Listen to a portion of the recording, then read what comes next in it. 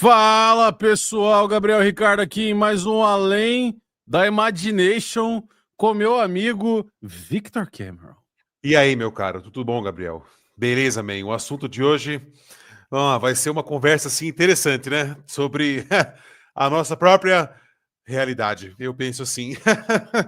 Que É é um triste, assunto né? que surgiu, né, do último programa que a gente fez, até para você que de repente tá chegando hoje aqui na Imaginação. Nosso programa fala sobre diversos assuntos, né, assuntos polêmicos e tantas outras coisas. E no último programa a gente falou sobre a era dos lockdowns, né, mencionando aquele período de 2020 até 2022, né, e os impactos disso na população.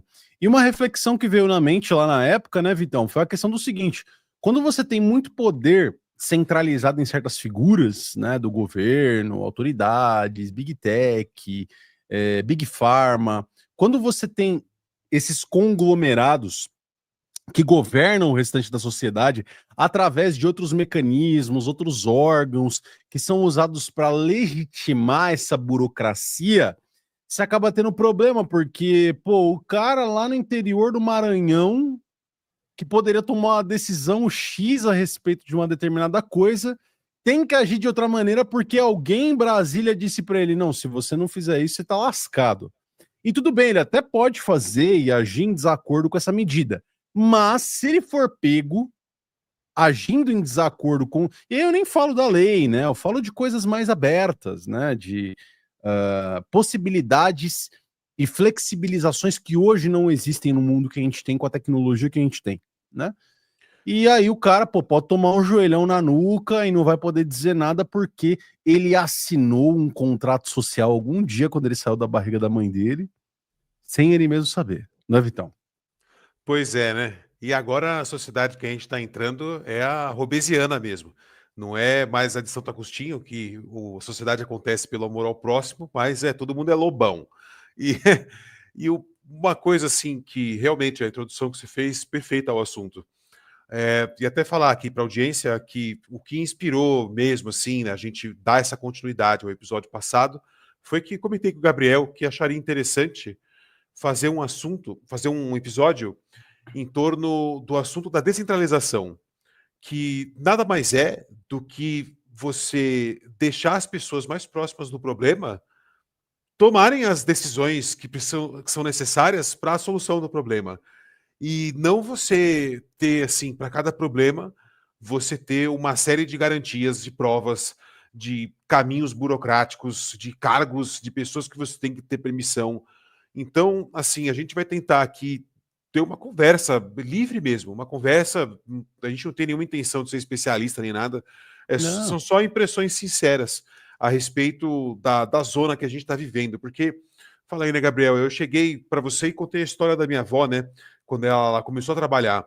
E a minha avó, ela era uma professora de letras, né, vamos dizer assim, para as pessoas entenderem hoje, letras e literatura, e só que para ensino fundamental, fundamental pós-quinta série, né, e colegial, e apenas isso. Ah, e ela cresceu no interior, deu aula no interior, para vocês terem uma noção, com a véia era sinistra, quando ela faleceu, em 2020, Tatuí, a cidade onde ela faleceu e lecionou durante muitos anos, e viveu lá, né, praticamente, declarou luto de 3 dias, né? Então, assim, foi uma mulher que educou ali a cidade inteira, praticamente. E as pessoas, enfim, andar na rua com ela era uma experiência, assim, interessante quando criança. Mas, enfim, ela comenta, Gabriel, que eu até falei para você essa história, que quando ela começa a trabalhar, lá no meio dos anos 60, ela diz assim que a escola recebia um orçamento e esse orçamento era distribuído pelo diretor para os diversos setores da escola. E ela contou algo para mim assim que sempre me marcou muito, que ela falava assim que a merenda ali da escola era gerenciada pelas tias da cozinha e essas mulheres recebiam o orçamento do diretor, iam até o mercado, que, nossa, a gente falar uma coisa dessa hoje não tem nada a ver com o que era no passado, né? A pessoa pensava, foi aí no Pão de Açúcar ali. Não, pelo amor de Deus. Nada, Ia na na vendinha, venda, né? né? Na vendinha ali, falava com os pequenos, assim, negociavam com os pequenos produtores da Uhum. região ali e adquiriam frango, os legumes, as verduras, tudo. Então, assim, ela contava que as crianças, além de ter um cardápio completamente variado, elas comiam comida de verdade e a comida realmente era boa. E assim, eu já estou falando demais, né, nessa introdução, é que tem tantos pontos que a gente pode partir, tem tantos paralelos que a gente pode partir desse comentário, que eu fico aqui pensando, né, por exemplo, que por que essa história é impressionante? Porque as pessoas que estavam próximas do problema, elas que se sujeitaram a resolver aquele problema. E enquanto a gente tem hoje um contraste absurdo, que é só qualquer pessoa que já foi num refeitório da USP, num refeitório de Unicamp, qualquer essas bosta da vida, sabe que o negócio é um lixo absoluto. Ali é uma empresa terceirizada, muitas vezes, que, enfim, está comprando aqueles grãos, está comprando aqueles ingredientes, sabe-se lá de quem e da onde, mas é aquela coisa assim, é sempre uma imposição vertical. Não, você tem que fazer desse jeito aqui, senão não tem jeito. Porra, é uma coisa sofrível, porque até mesmo, assim, assim, uma evidência para mim perfeita de que há uma troca de sociedade mesmo.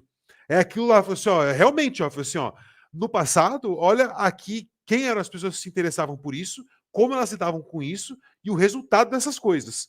E agora aqui, olha o contrário, que é o hoje, né? Que é basicamente o contrário. Os caras estão ali, os cozinheiros, porque, porra, foi o único emprego que eles conseguiram arranjar. Eles, como é tudo uma regra, tudo verticalizado, eles não têm poder nenhum ali na cozinha. É um negócio assim, tem que fazer essa merda mesmo, então foda-se. Assim, é uma coisa trágica. É uma tragédia. E que está, basicamente, ao meu ponto de vista, para dar continuidade ao episódio passado, destruindo a gente. A gente está sendo dizimado por isso. Né? Aqui cabe o monólogo. Né?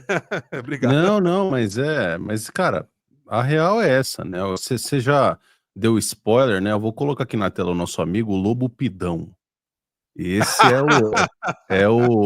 esse é o retrato do homem moderno, pessoal. É o Lobo Pidão.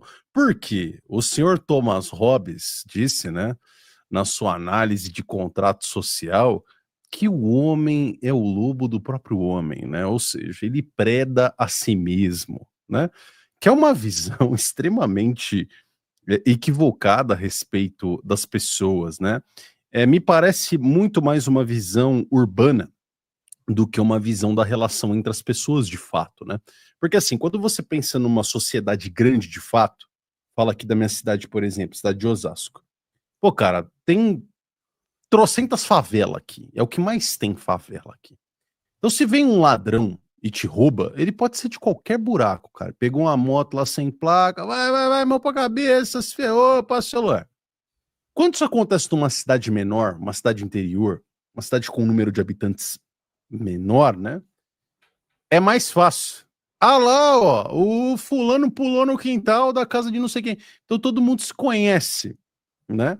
Então isso não gera a possibilidade, o fato de todas as pessoas se conhecerem, como é o exemplo do caso da vozinha do Vitor que já se foi, está com Cristo, que o que acontece? A pessoa ela não tem a possibilidade de predar os outros tanto, porque sabe quem é ela. Olha, ele é filho do fulano, ele é sobrinho do Beltrano. Então, se você for retaliado por essa pessoa, você vai na porta da casa dela, ou da casa de um parente dela. E aí você fala, ó, meu, e aí? Seu parente foi lá e me roubou lá um botijão de gás lá. E aí, vai ficar assim? Não vai, né? Alguém vai arrazoar, alguém vai resolver o problema. É assim que funciona em comunidades menores. Quando a gente fala de grandes ambientes urbanos, onde as pessoas elas muitas vezes se veem uma vez na vida e nunca mais interagem entre si, que é um exemplo claro, pô. Se eu hoje for aí para uma cidade aqui afastada aqui da região, ainda pode ser na região metropolitana, digamos que eu pegue aqui meu carro hoje, saia e vá parar ali na cidade de Arujá e fique lá no centro de Arujá. Eu vou encontrar pessoas lá na rua, assim, né, passando como transeuntes, que eu nunca mais vou ver na vida. Existe essa possibilidade. Tanto eu quanto a pessoa pode morrer, nós não nos cruzarmos nunca mais. Isso pode acontecer. São Paulo é um lugar grande o suficiente para tudo isso. Mas quando nós falamos de pequenas comunidades, comunidades descentralizadas, nós falamos antes de tudo do grande problema que é a centralização. Então, quando você sente, que é o exemplo que eu dei no começo lá do cara que mora no interior do Maranhão, o cara que mora no interior do Pará, o cara que mora no interior do Paraná, o cara que mora no interior do Mato Grosso, ele sente que todas as decisões que ele vai tomar na vida dele, que ele pode tomar no horizonte de possibilidades dele, já vieram de Brasília, já vieram de Washington, ou já vieram da ONU, ou já vieram da OMS. E não tem nada a ver com a vida dele. Ele não sabe. É uma burocracia. Na verdade, assim, existe uma autarquia local, sei lá, Secretaria de Saúde de Cabrobró do Norte. Tá, beleza. Ela vai responder a essa burocracia global que responde esses entes nacionais e internacionais que apontam numa determinada direção. Isso em todos os negócios que existem. Tá, tudo na vida é assim. E eu lembro até que na época que eu fazia a graduação lá no IFE, né? Aí, pros lados de onde você mora, mas nem tão perto, ali perto do Shopping D.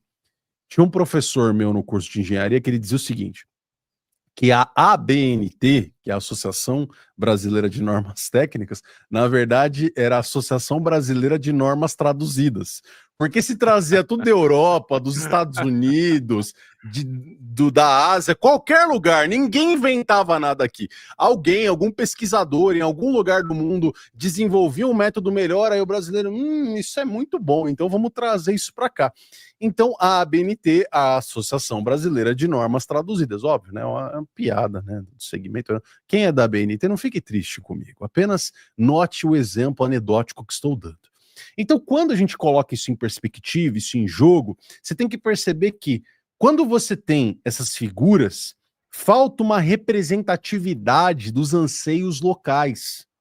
Você tem um inchaço dessa estrutura burocrática que não necessariamente é estatal, né? Pode ser um inchaço das instituições de Big Tech, por exemplo, de atribuições. Pô, num primeiro momento, porque elas são de fato muito boas. Você vai falar que o Meta é ruim? Você vai falar que o Google é ruim? Não é. Eles oferecem serviços maravilhosos para inúmeras pessoas. Você já pensou você abrir um e-mail hoje, de e-mail da vida, e abrindo lá seu Gmail, você tem 15 gigas gratuito de armazenamento no seu Drive. Pô, de graça. Né? Quanto, alguns anos atrás, né? Eu lembro aí, quando eu era mais moleque, uns 15 anos atrás, você ia comprar um pendrive de 15 GB, pô, custava uma grana, cara. Custava 50 conto, 70 conto. E você tem isso de graça na internet. Pô, de fato, eles são eficientes nesse sentido, de levar espaço dentro da internet para que a pessoa armazene suas fotos, arquivos, enfim, digitais. Só que o que acontece? Eles vão crescendo, capturando administrativamente o Estado, e aí eles pautam as burocracias, que é uma coisa que está acontecendo aqui no Brasil, que a gente falou na questão do ovo. O ovo mesmo. O ovo agora tem que ter um carimbo na casca, com a data de validade, tudo bonitinho e tal. Por que isso aconteceu? Porque a empresa que vai começar a tomar conta do monopólio de ovo no Brasil é a única companhia que tem essa tecnologia aqui. Então ela pauta, inclusive, os governantes para que eles votem e deem ganho de casa a favor deles. Outro exemplo eu dei aqui agora há pouco no Farol News, que é a questão dos juízes. Então, pô, a juizada foi lá no Senado, teve uma lei aí há pouco tempo, estava rodando desde 2021, para legalizar aqueles pendurucalhos que eles têm nos salários. Então, auxílio moradia, auxílio alimentação, verbas indenizatórias 1.000 que eles têm, sei lá, hora extra, esse tipo de coisa, que é pago por fora, inclusive do IR, então ele recebe líquido e recebe acima do teto constitucional. Então, quer dizer, pô, o cara advogou em causa própria, existe ali um precedente que ele abre para se beneficiar, e como ele é dono ou tem grande influência sobre a questão burocrática, ele se faz valer da sua influência para passar o que ele quer.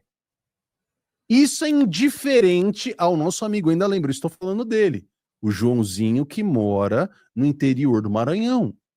O que ele tem a ver com toda essa história? O que tem a ver com toda essa história é que alguém vai ter que pôr o joelho na nuca dele para que ele pague por essa burocracia. Há jeitos de se viver de maneira diferente, quando você diminui essa estrutura. Quando a liberdade, quando a responsabilidade das pessoas são compartilhadas dentro de uma comunidade menor.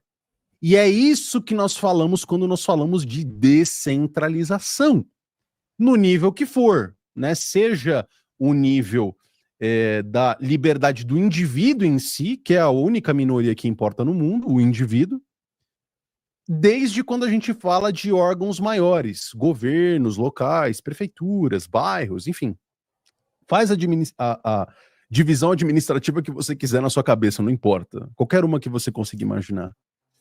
E o quanto que isso tem se perdido, né, Vitão? Eu acho que a coisa mais importante, que mais salta aos olhos quando a gente fala a respeito disso, que quando você fala aí com o peasant, né, o NPC, né, é o camponês normal, né, o peasant lá, andando lá, ele colhendo as mexericas dele no pé, o ser humano normal, e aí você fala com ele a respeito dessas coisas, ele fala, gozado, meu, isso aí é verdade mesmo, hein, que você tá me falando, isso aí faz algum sentido, né? Só que, nas altas rodas, essa questão não cola muito bem, então, pô, tem essa coisa de infantilização das pessoas, não, eles não podem se cuidar, não, entregar liberdade para as pessoas é uma coisa muito perigosa, seu Vitão. É sempre um paradoxo. Eu percebo esse comentário dessas pessoas sobre a liberdade, a entrega da liberdade e tal. Mas um ponto a se fazer é que, se você observar um animal traumatizado, e eu acho que todo mundo que já é adulto já viu um cachorro traumatizado na vida, pelo TikTok, na vida real mesmo, tanto faz. E quando você observa um cachorro traumatizado, qual que é ele é muito dependente. E ele é dependente de inúmeras concessões daquela família ali que está cuidando dele agora. Se ele estiver na rua, coitado, ele tá fudido mesmo, mas, enfim. Isso é só para ilustrar um ponto de que, assim, o trauma, ele causa dano cerebral mesmo na gente. E eu acredito que, como disse no episódio anterior, que a gente está numa sociedade traumatizada. E essa questão de você centralizar o comando das coisas, de você estar sempre assim muito distante de determinar uma solução para aquele problema de maneira, muitas vezes, ser um problema urgente, a tomada de decisão para resolvê-lo deve ser urgente e imediata também. Concorda? Assim como é a mesma natureza do problema, a solução requer também a mesma iminência.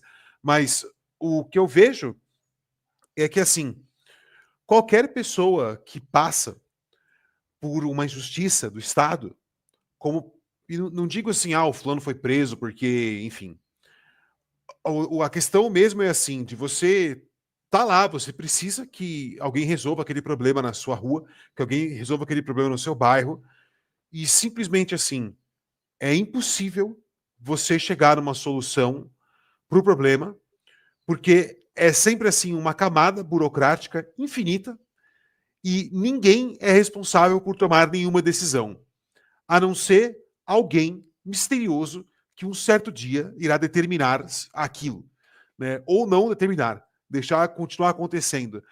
E muitas pessoas se deparam com essa situação que a gente vive hoje, com a natureza das coisas hoje, e elas se sentem totalmente impotentes. E eu acredito que essa sensação de impotência causa dano cerebral nas pessoas. Em pessoas que ficam, sabe, matutando isso, que digerem isso, que absorvem isso.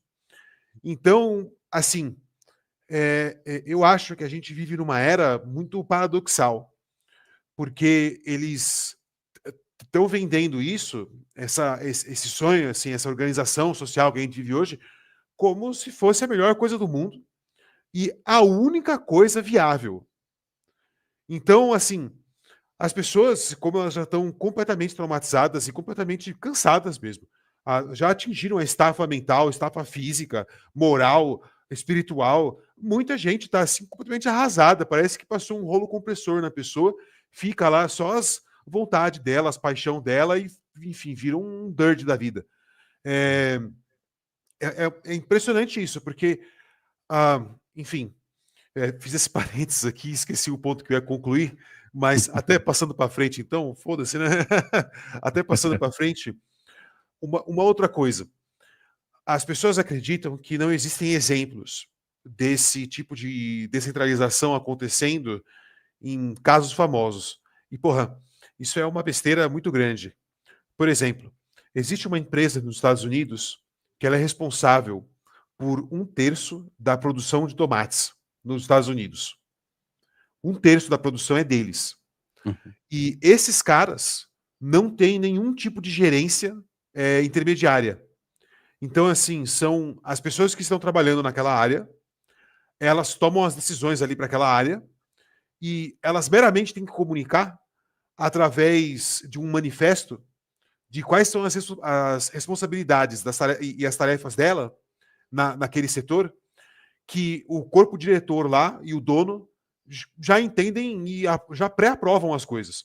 Então, essa empresa que chama Morning Star Packaging Company, esses caras, se, por exemplo, num setor lá num setor de pesquisa, eles precisam comprar uma máquina que custa $50 mil para poder, enfim, ter uma melhora na produção ou ter um equipamento melhor lá para poder fazer um processo específico, se aquilo é justificado de maneira apropriada pela pessoa responsável e não entra em conflito com nenhum outro setor ou com você desalocar o orçamento vital de outros setores, já está pré-aprovado. É só você ir fazer. Agora, quantas vezes, por exemplo, a gente não teve a experiência aqui no Brasil de você ver um hospital público, de você ver uma delegacia, de você ver, por exemplo, uma escola, e assim, tá lá, a pessoa precisa comprar cadeira, uma coisa ridícula, muitas vezes. E cadeira para uma sala, porque tem os demônios lá das crianças, enfim, que sabe, que realmente se destruíram tudo. Normal, eu já vi isso muito acontecer. Claro. E assim, o diretor não pode tomar uma decisão, ele não pode, ele não tem nem esse poder. E é uma coisa assim, é meramente assim, quando, sei lá, tiver uma reunião assim, assado, não sei o que, eu mandar o relatório, não sei o que lá, aí nós vê se conversa sobre isso. Então, é aquela coisa, é todo mundo obrigado a viver do lixo, todo mundo obrigado a viver nesse absurdo completo, de você nunca, assim, nunca nada tem solução. Nunca nada tem solução. E isso ser uma coisa que, assim, se você observa os agentes ali responsáveis, esse problema é algo que nem afeta eles mais. É um negócio assim, nem afeta. É como o Olavo já explicou muitas vezes, né? Quando a gente está numa situação anormal, a única coisa que acontece é, depois de um tempo, o nosso cérebro reconhecer aquilo como normal. E essas pessoas são assim. Então, assim, são moralmente apagadas, não tem ímpeto algum, não tem nada, não tem senso de empreendimento, porra nenhuma. É uma coisa assim, nossa, é isso mesmo, e aí, você achou ruim, sai daqui, tá? Não é? Não, cara, o cara ele tá completamente preso por essa noção burocrática, né?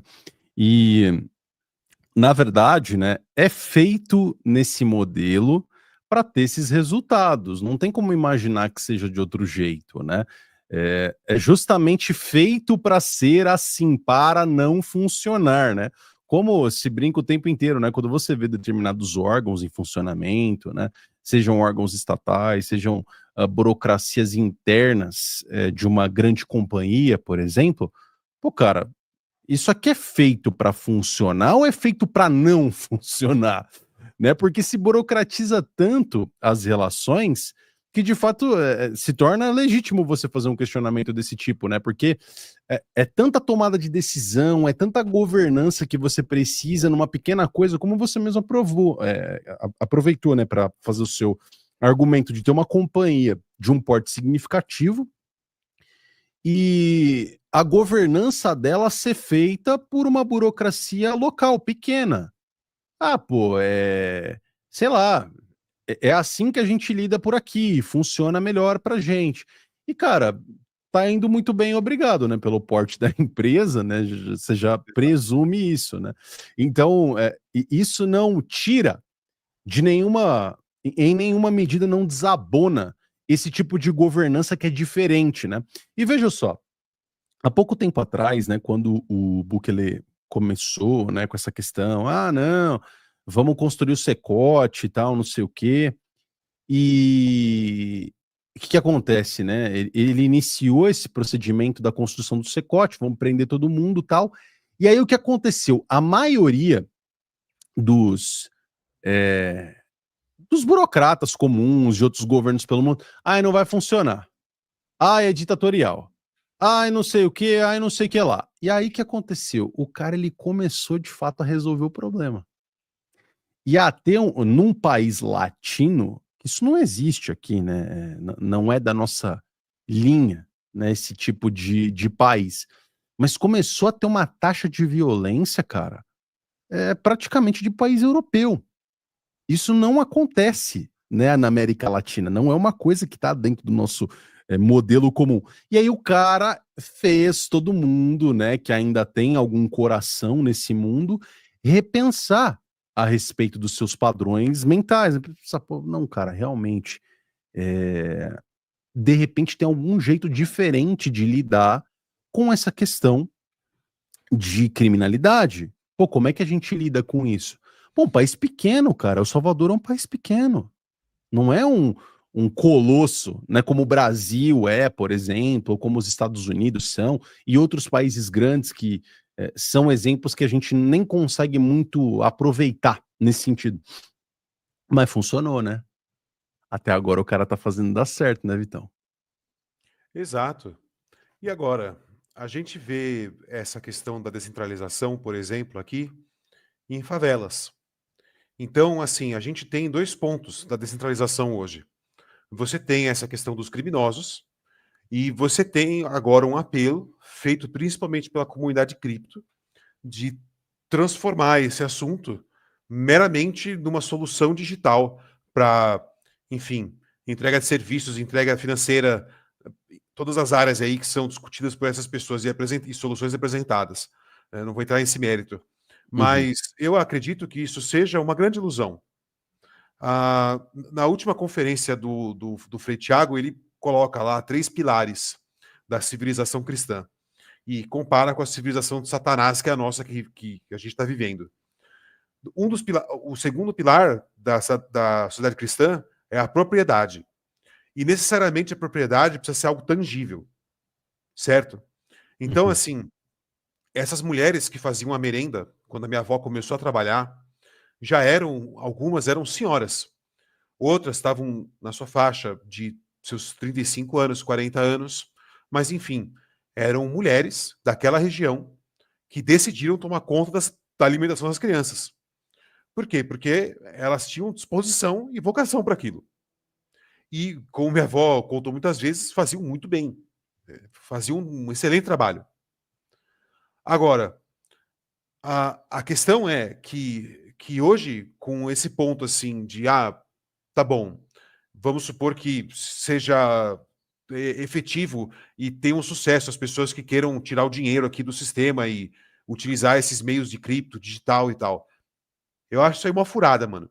Mas a questão é assim, não me parece algo moralmente superior você ter essa questão de você ser dissolvido na terra. De que, não, eu não tenho raiz, eu não tenho nada, se aqui tá ruim eu vou embora e foda-se você. Porque eu já falei em alguns dos episódios aqui, né, que olha, tá bom, você pode ser trilhardário em criptomoedas, seja o Bitcoin, qualquer outra, tanto faz. E o que adianta você ser trilhardário e ter que viver à margem da sociedade? Em ter, assim, você ser completamente impotente perante essas potestades que cada vez mais o lhe cercam. Porra, você percebe? Você percebe que é uma palhaçada isso aqui? E assim, eu acho assim que é um problema, porque estava sendo discutido isso no Twitter aí na semana passada. Pelo Uhum. menos na minha timeline, estava aparecendo sobre essa conversa de que nós acabamos ficando um país envelhecido, empobrecido e emburrecido. E mais assassino, mais drogado, mais problemático, com mais problemas mentais. Então, assim, a gente já tá, assim, o suco da sociedade já é uma coisa que não dá para aproveitar mais. É um negócio assim, ó, isso aqui tá para começar a ficar um ranço só. Não vai rolar. Não vai rolar essa bosta mais.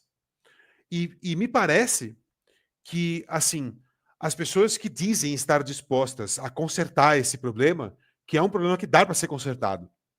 Dá para ser consertado. Elas, na verdade, enfim, são aproveitadores. Muitos são aproveitadores e pessoas completamente coniventes com isso. Porque, como eu disse no episódio anterior, hoje a gente vê grande parte dessa elite e grande parte das pessoas já aceitando completamente essa intrusão das câmeras inteligentes, das portarias inteligentes, de drone fazendo vigia de condomínio, de drone do governo, toda hora suspenso no ar, reconhecendo todo mundo, e não sei o que e tal, e esse aqui é bonzinho, esse aqui não é. Então, assim, e assim, você vê ao mesmo tempo que essas máquinas começam a tomar mais e mais espaço, o policial ali em campo, ele tem cada vez menos importância, mas ele é só um agente reativo ali a essa coordenação central desses primeiros vigias eletrônicos, né? Então, assim, a gente já está entrando num negócio que é uma palhaçada total, que é uma tirania, assim, indescritível. O tamanho, assim, desse controle é indescritível para mim que sou analfabeto, porque o professor Olavo já matou a pau no Facebook, lá disse assim, ó, não, ele disse isso a respeito da China, de que a China, ela quer uma ditadura técnico, científica, totalitária e universal. Então, eu acho que é esse termo aí, enfim, você sabe que minha cabeça para os narcóticos não é muito boa, né? Entendeu? Por causa do preço de vida. Mas é mais ou menos isso, né? Que a gente está entrando assim numa ditadura que, cara, a gente não tem nenhum controle sobre isso. No primeiro episódio que a gente fez sobre a imaginação, a gente comentou brevemente sobre esse problema. De que aí, quando uma câmera do governo decidir lá que o Gabriel tá com o zóio meio esquisito, aí tá com problema no fígado, vai lá pro hospital agora, lá, chama a Guarda Civil Municipal, assim, que eles vão lá, prende você à força, leva lá que você, nossa, esse é um negócio no fígado, aí você precisa tomar, que é uma picada para tratar essa porra aqui. E assim, não precisam nem mais inventar essa questão da, não, você tem que se submeter a isso porque é uma emergência e você pode contaminar os outros. Porque se você observar na Constituição brasileira, eles mesmos já estão falando lá que não, é obrigação deles lá do governo, foi assim, cuidar da saúde dos seis. Então, assim, é isso, eu estou cuidando de você à força, filho de uma puta. Você é melhor, você fica na cadeira aí, porra, entendeu? Eu vou acabar com a sua vida. Aí não tem jeito. É pro seu bem, é pro seu então, bem, né, Vitão? Então tá bom, né? Não é não? Eu falei assim, então tá. Uma das coisas que é interessante, né, o Olavo, ele falava bastante a respeito disso, eu acho um exemplo muito interessante, que é a criação da primeira fronteira, né, do primeiro controle alfandegário, né? É um exemplo clássico que o professor deu algumas vezes, e o que ele dizia, né, pô, quem que foi o primeiro cara que fez isso? Teve uma pessoa que instituiu isso aí, né? E aí ele contava isso de um exemplo anedótico, né? Que era, pô, o cara botou a primeira barreira e aí para você passar nesse controle alfandegário agora você precisaria pagar uma taxa. Porque foi um rei que definiu, tal, que agora para passar dessa linha imaginária daqui para lá você tem que pagar um pau aí para nós, né? E aí, meu, o cara, eu tenho que fazer isso? Beleza. Ele ia na comunidade dele, unia 20 caras com cavalo e espada, voltava no lugar onde o cara da fronteira tá, falando, meu, você mete o pé daqui agora, senão nós vamos empalar você. E foi assim que foi resolvida a primeira alfândega. Por quê? Eles entendiam do que aquilo se tratava. E eles sabiam que eles poderiam contar uns com os outros, né? Qual que é o exemplo que a gente pode pensar? Pô, já falei de pequena comunidade, né? Eu tô falando de comunidade de favela. Favela não é uma comunidade voluntária, tá? A favela, na verdade, são pessoas que são adensadas no mesmo lugar e que deveria acabar. Não deveria existir um modelo de favela. Um lugar que você não tem controle nenhum, que você tem um domínio, na verdade, de um estado paralelo e que as pessoas vivem em condições horrorosas de propósito, muitas vezes para proteger, inclusive, organizações criminosas que se abrigam no meio da população. Não deveria existir favela. Essa é a verdade. E todo país que conseguiu resolver problemas sociais de maneira eficiente, efetiva, tirou favela. Veja Singapura, Hong Kong, cara, não tem mais, não existe. Existe gente pobre, em todo lugar tem gente pobre, mas não existe essa indignidade, né, de morar num lugar como uma favela. Também tem associações locais, tem bairros autônomos, que foi se perdendo muito ao longo do tempo. Veja em São Paulo, por exemplo, que teve aquele projeto de lei, né, que inclusive o Abraham, ele foi a primeira iniciativa política dele, que foi lutar por uma rua fechada. Veja só, um bairro autônomo. Essa rua é uma rua sem saída. Não tem por que as pessoas ficarem se movimentando por aqui o tempo inteiro. Não tem um comércio, não tem nada. Então tem um controle, um portão fechado, e aí o cara toca o interfone se ele tiver algum assunto lá dentro, se ele precisar fazer alguma entrega, alguma coisa do tipo. E aí a associação de moradores fez ali aquele portão e a prefeitura queria tirar para quê? Para que brigar com isso?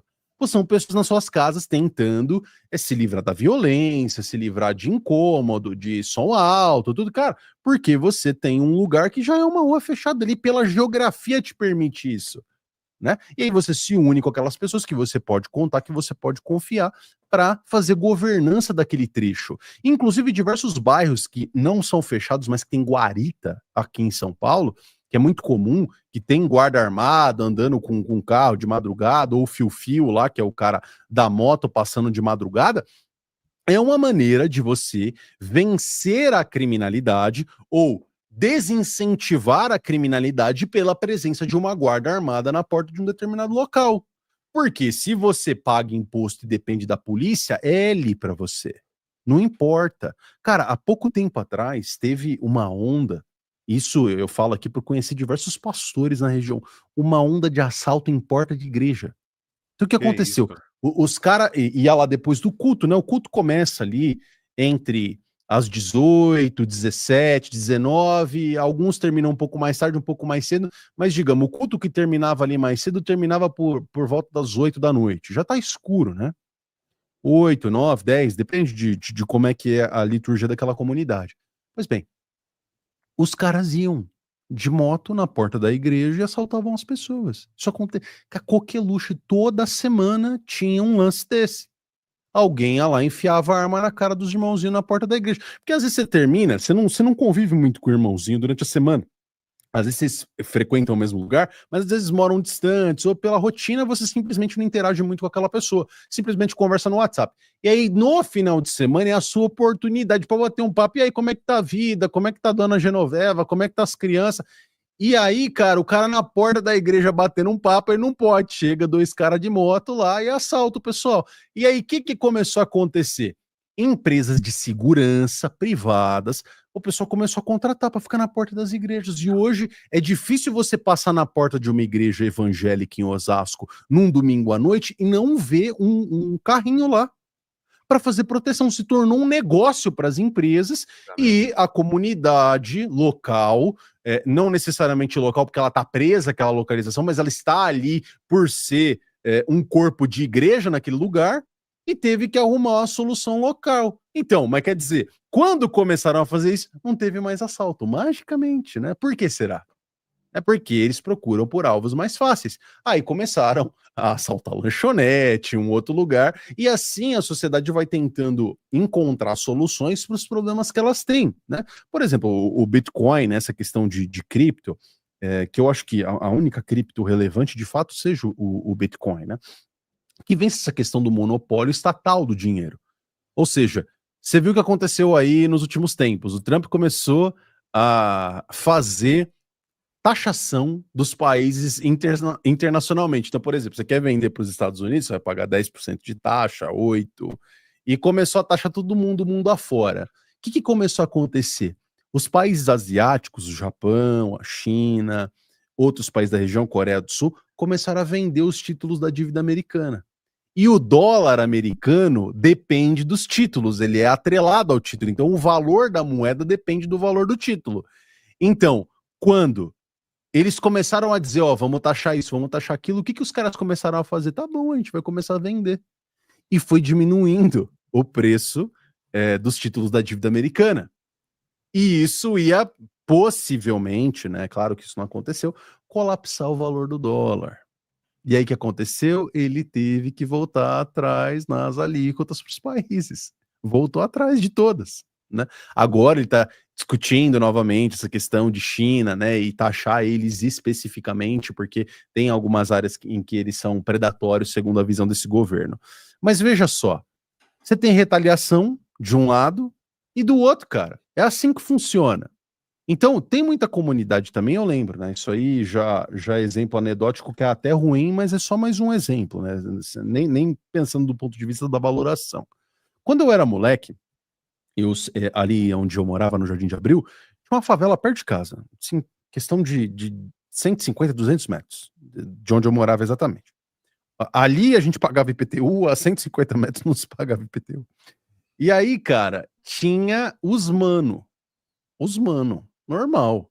Os mano, cuidava lá dos negócios dele, tinha uns mano. A gente chamava assim quando a gente era pequeno, os mano.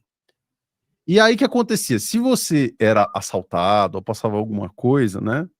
Que você fazia? Ou se você não conhecia, ou se você conhecia alguém que conhecia os mano, os caras iam nos mano e os mano ia ver o que aconteceu.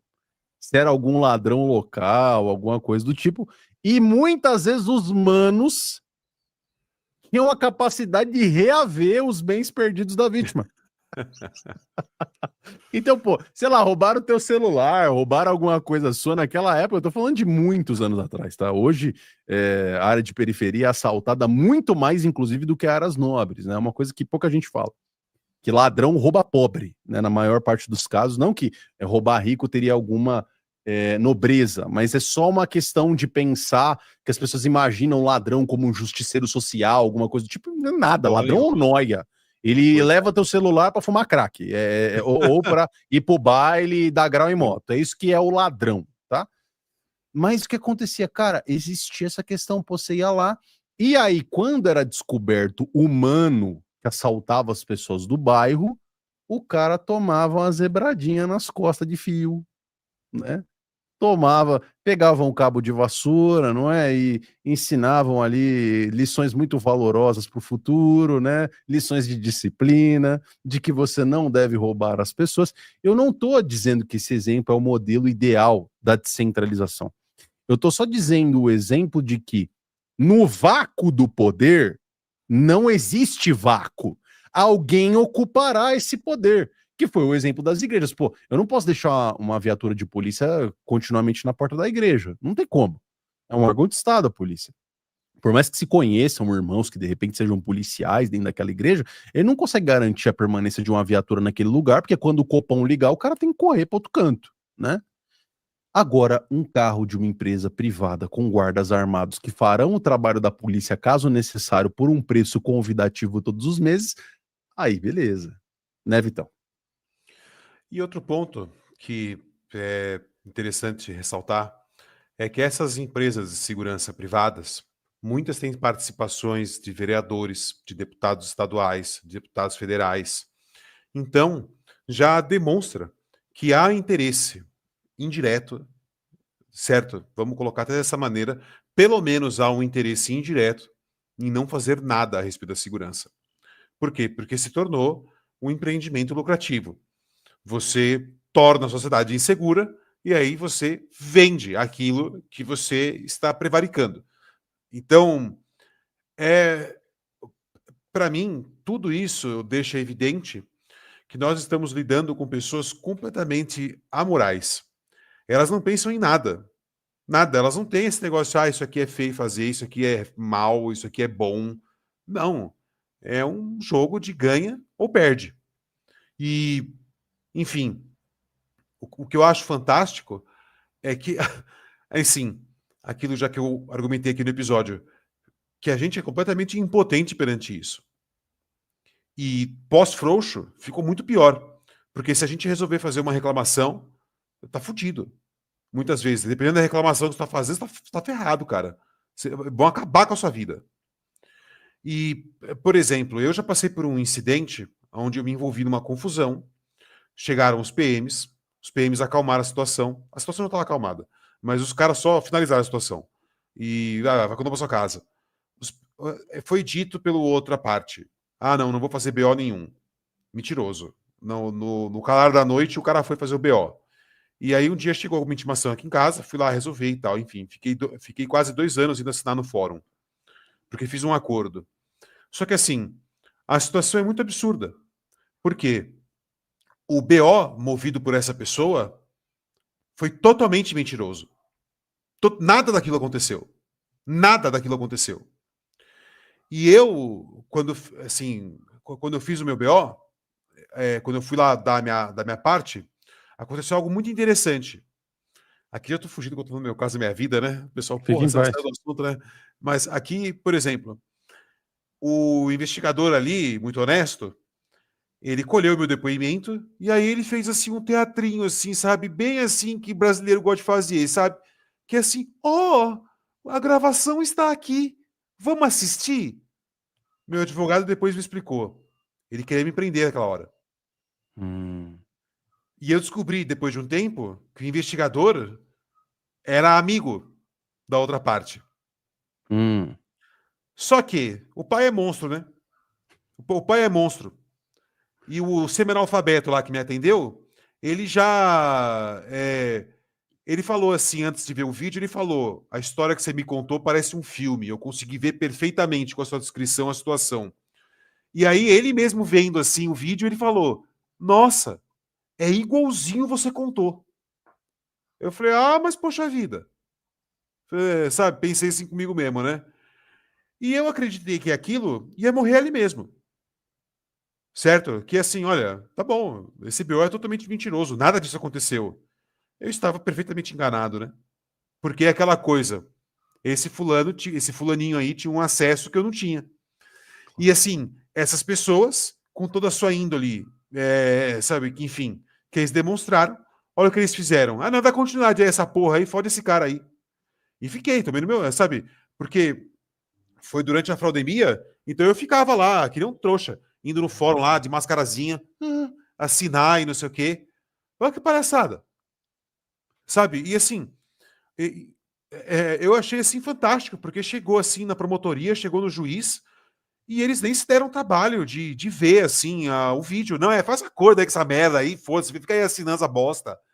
Eu falei, olha só, olha como essas pessoas tratam o trabalho delas, sabe? Então, assim, e essas pessoas são autoridade, aí eu sou autoridade. Eu falei, não, meu exato. filho, você só é essa bosta porque você tem literalmente um demônio atrás de você, tomando conta de você.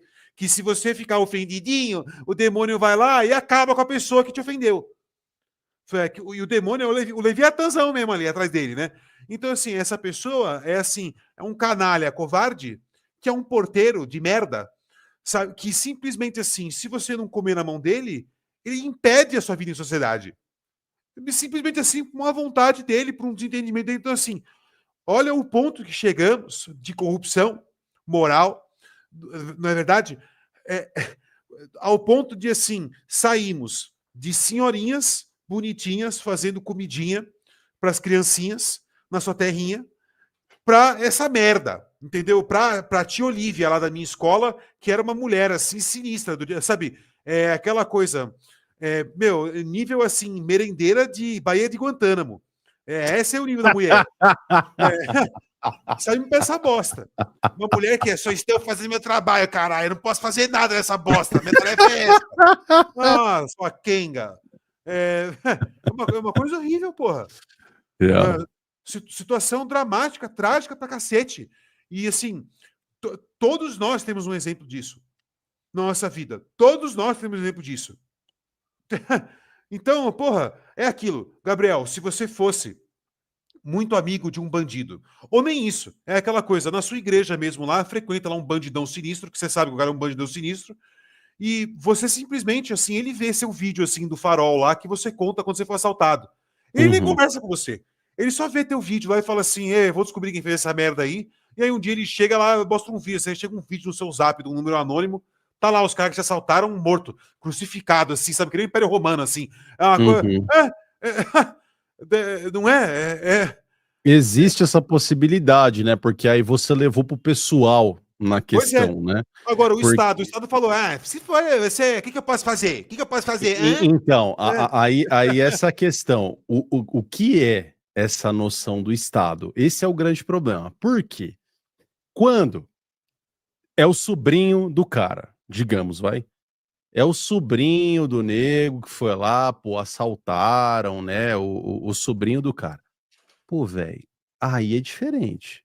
Aí o pau canta, entendeu? Porque, de fato, essa pessoa, ela tem uma linha, diferente, é uma fila diferente que ela atende, né?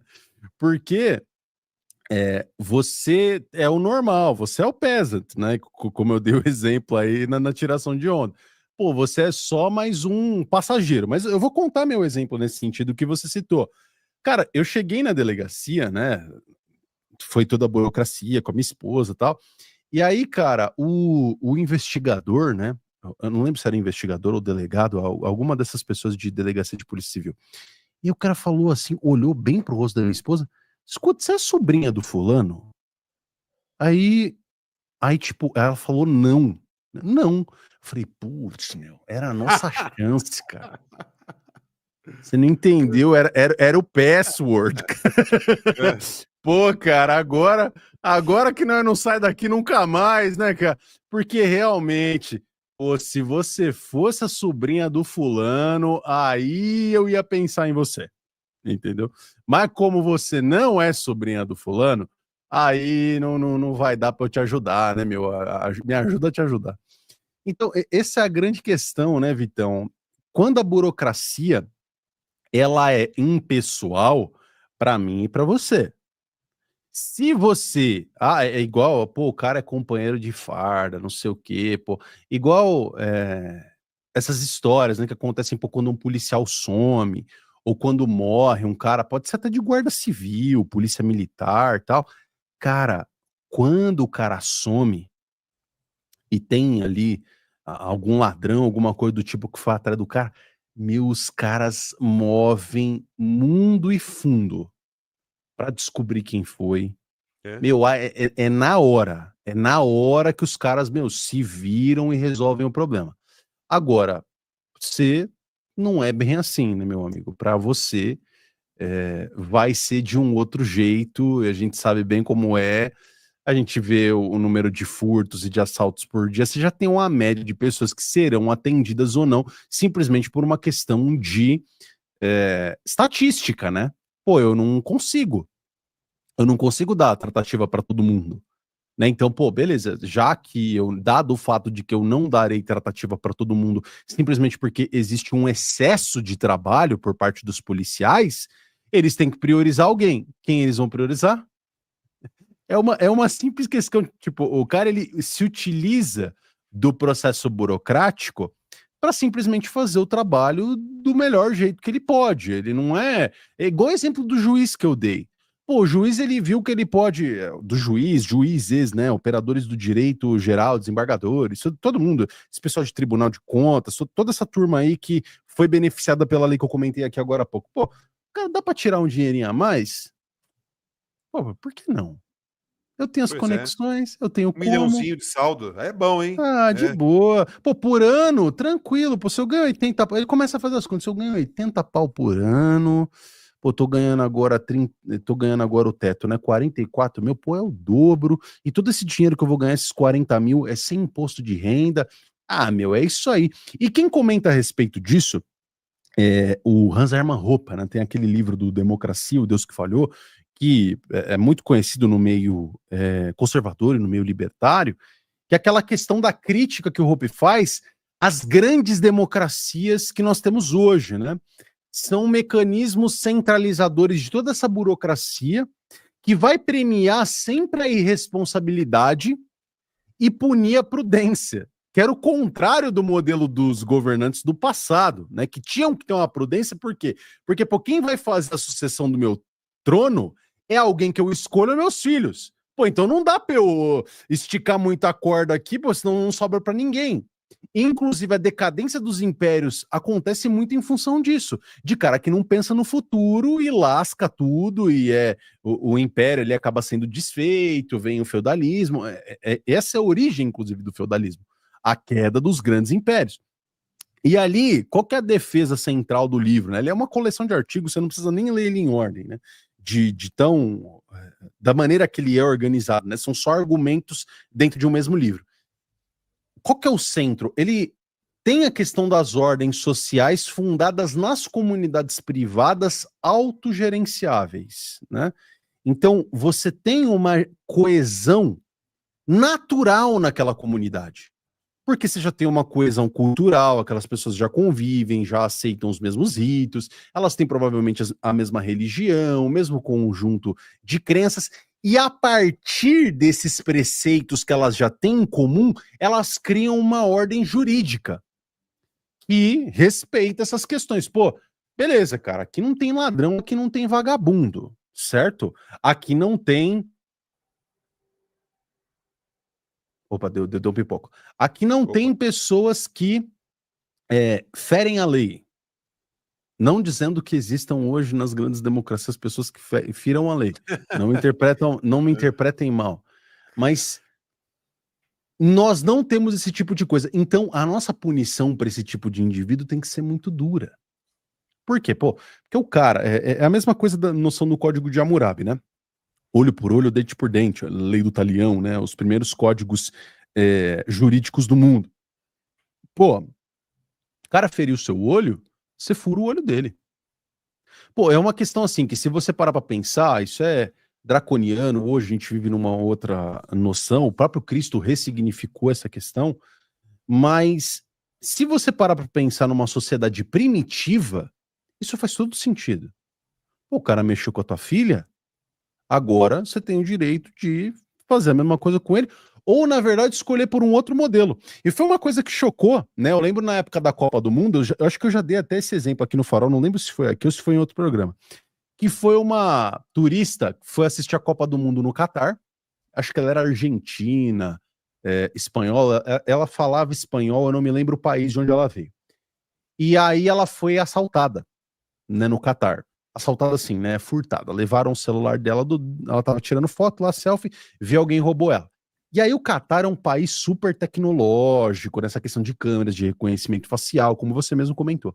E aí a polícia pegou o cara rapidão, né? Tem sistema de monitoramento, tudo, drone, ainda mais época de Copa do Mundo, né? Os caras queriam dar um exemplo, né? Pegaram o cara. E aí, olha, ela prestou a queixa, não, aqui, ó, é teu telefone mesmo, que você prestou a queixa, não, é meu telefone sim, tá bom. O que você quer que a gente faça com o ladrão? É uma decisão sua. A gente tem aqui, ó, tais punições. A gente pode cortar a mão dele, a gente pode deixar ele preso por tantos anos, a gente pode fazer ele trabalhar para você como uma espécie de cativo, né? E ele vai recuperar o valor do teu celular ou o dobro. O que você quer que a gente faça com ele? Cara, você já pensou nisso? Você tem um sistema jurídico que tem tanta segurança de conseguir, na verdade, executar o seu conjunto de leis, que ele vira para um cidadão que foi vítima de uma violência e diz para ele, ó, cara, o cara é ladrão. O que você quer que a gente faça com ele?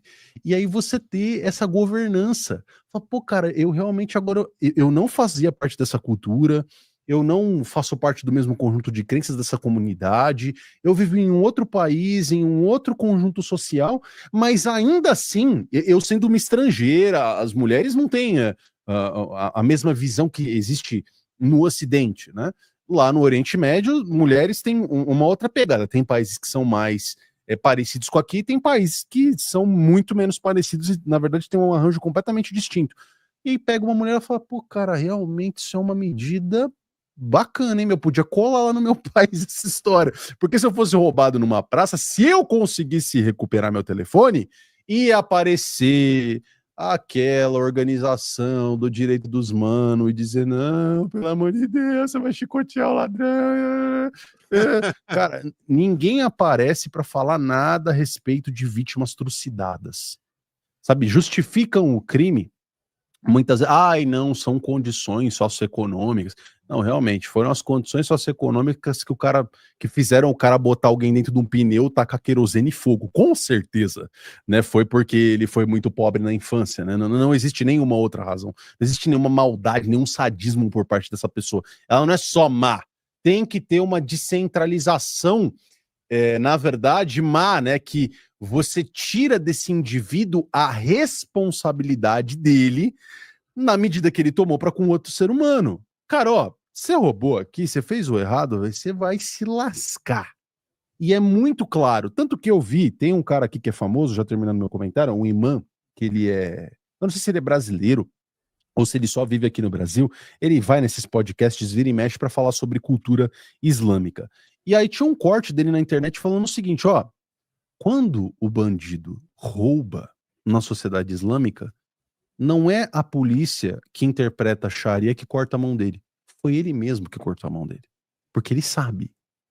Ele sabe que no momento que ele passar a mão em algo que não é dele, no momento em que ele for pego, e ele será pego, porque, você sabe que a pessoa vai ser punida, então você vai atrás, você denuncia. Você tem todo o incentivo para denunciar, né? E outra, se o cara te retaliar, for lá e zoar sua família ou zoar alguém de você, aí a punição vai ser ainda pior. Porque se o cara rouba e o cara corta a mão dele, você imaginou o que eles fazem se ele zoa você, se ele te agride, se ele tenta te matar, alguma coisa do tipo, ou zoar alguém da sua família. Então, existe uma aplicação da lei, você pode questionar, não acho o melhor modelo, acho que existem alternativas diferentes, eu também acredito, mas quando a gente começa a passar pano, quando a gente começa a burocratizar toda essa história, a gente perde essa capacidade de reaver a vítima do prejuízo que ela teve, psicológico, material, todo. Cara, eu conheço muita gente, eu mesmo, eu morro de medo hoje, cara, de andar na rua. Moro perto aqui do Farol, não venho a pé. Não tenho condição de vir a pé. Porque, cara, eu já sofri seis entre tentativas e assaltos. Eu fui assaltado uma vez, sofri outras 5 tentativas de assalto. Eu já saí com um ladrão na porrada, já tirei faca da mão de ladrão na Avenida Rude, em São Paulo. Bota no Google aí, Avenida Rude, é continuação da Avenida Rio Branco, perto aí da Casa Verde. Saí na porrada com um cara na rua, eu trabalhando, saí pra tomar um café no final da tarde. Magicamente, eu não sabia naquele dia quando eu acordei de manhã, mas eu ia ter que sair no soco pra tirar a faca da mão de um cara que queria levar meu celular. Então, quer dizer, pô, você vive nesse tipo de sociedade o tempo inteiro. Pô, se surge alguém, como o exemplo que eu dei aí anteriormente do Bukele, né? Pô, vamos botar os caras no secote mesmo e vamos começar a entregar respostas para essa comunidade. Pô, um convite, cara. A população aceita. E eu atribuo muito do sucesso que o Bolsonaro teve no embate público e tendo sido quase eleito no primeiro turno em 2018 a isso, cara. Ao descontrole completo do país. E ele vem com um discurso de lei, vamos botar o ladrão na cadeia, é isso aí. Aí todo mundo, pô, é isso aí, esse é o cara, hein? Não fez nada do que prometeu. Mas o discurso do cara colou igual adesivo de figurinha lá em álbum da Copa, meu amigo. Cola bonitinho lá e a população fala, cara, pô, esse é o cara. Pô, não conseguiu fazer, não quis fazer, né? Mas a gente fica aqui com esse legado negativo hoje, né, Vitão?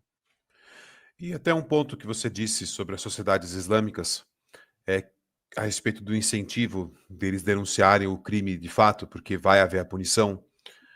Você para pensar assim, a gente já está num estágio na sociedade brasileira que o que compensa ser denunciado são crimes, entre aspas, que a justiça em cima disso vai ser meramente uma satisfação pessoal de uma vítima inexistente. Então, por exemplo, uma mulher tem um ataque histérico e decide acabar com a sua vida. Vamos supor assim que a sua esposa fosse uma mulher completamente da pá virada e ela resolve fazer uma denúncia caluniosa contra você e ela destrói a sua vida. Uhum. E assim, a justiça, para atender esse tipo de acusação, ela está pronta. E você rapidamente vai ser assim, trucidado. E qual que vai. Assim, a única coisa que isso vai dar é uma satisfação na sua mulher. Não é? Ah, tá lá. Uhum. Entendeu? Ah, nossa, pronto, ele se Vingança. fudeu, agora ele vai aprender. A pessoa tá lá num delírio de vaidade dela mesmo. E olha que louco, né? Que o Bolsonaro foi o que abriu as portas para esse tipo de coisa mesmo, com as leis que ele criou, e depois toda a situação veio atrás. Já, na verdade, assim, era uma situação que já estava acontecendo, esse negócio aí só foi como se você tivesse, assim, né, um cano correndo água, e ele estava meio solto, assim, nas juntas, né? Essa lei só veio para passar lá o Vedacity, sei lá que porra lá, e é isso, entendeu? Meter a fita isolante ali e pronto. Agora corre sem vazamento nenhum mesmo, assim, ó, tá livre, pode, vai e haja dessa forma. Uhum. E Um essas pessoas, incentivo, né? e esses militantes, exato, e esses militantes que estão assim, né, pedindo justiça por esses crimes absurdos, quando eles se deparam com crimes reais, eles sempre entram com esse discurso conformista de que isso é apenas a realidade, que você deve aceitá-la e que não há forma de combater isso e que sim, tem que aceitar, não vai ser punido mesmo. Mas ó, uma mulher aqui tomar um grito, não, isso assim, isso não pode. Uhum. O pai desse, assim, né? Um dos pais, tanto a mãe quanto o pai, decidir por um negócio ali que é bom para a criança e o outro pai não concorda, quer destruir o filho. Sabe, é uma coisa absurda, assim, a justiça está sempre de imediato para o pai que quer destruir. Então, assim, é aquela coisa, tem uma música daquele NWA, aquele grupo de rap, que chama Apetite pela Destruição. É isso aí. Essas pessoas têm exatamente isso. Elas têm esse apetite, elas não conseguem se conter. E é a compreensão por esses agentes de que, de fato, assim, quando você está lidando com um juiz desse, um promotor desse, um delegado desse, você não está lidando com um delegado. A posição dele ali é irrelevante naquela situação. Porque a posição dele ali só demonstra que tipo de injustiças você vai sofrer pelo aquele agente da revolução. E ele vai levar aquilo, ele vai levar esse caso, provavelmente, para um outro agente, que talvez ele nem conheça, mas que já foi treinado na mesma merda que ele foi treinado. E assim, é treinado na faculdade, é treinado lendo livros, vendo filmes, séries, sabe? Assim, eu acho, né, Gabriel, que a gente está numa situação totalmente de merda. Porque essa ideologia já deu uma nova, assim, já trouxe para o mundo uma nova sociedade, um novo ser humano. Então, assim, são pessoas que a gente não tem como conversar. E eles já fazem questão mesmo de mostrar que, pessoal, não tem mesmo, essa conversa não existe mesmo. Essa questão da fraternidade, do grande acordo, isso aí é inexistente. Isso aí, assim, é um slogan, é um artifício retórico, não significa nada, porque eu irei destruí-lo. E olha só, e todos nós, né, temos parte dessa história. Todos nós conseguimos narrar uma parte da nossa vida onde a gente passou por essa destruição. Ou pelo menos assim, a gente observa isso no nosso dia a dia mesmo, já está tudo acabado mesmo. E agora, até assim, para falar de um episódio que a gente vai fazer daqui 2 semanas, né? Que é sobre a lei do Trump aí de inteligência artificial, a Big Beautiful Bill. Você observa assim que, de fato, agora está se nascendo uma nova sociedade mesmo, que é você passar o controle da infraestrutura americana para esses data centers de modelos de linguagem, e sabe-se lá o que mais que eles estão investindo militarmente para o controle da sociedade. E o Trump ali coloca, agora é assim, se durante a emergência de 2020 a gente viveu a consequência de uma decisão do Ronald Reagan de tornar esses fabricantes de picada isentos de qualquer responsabilidade, o Trump agora está colocando essa isenção para todas as soluções de infraestrutura que utilizam inteligência artificial. E também uma regra de que se torna ilegal os estados americanos decidirem algo contra isso, contra a utilização dessas coisas.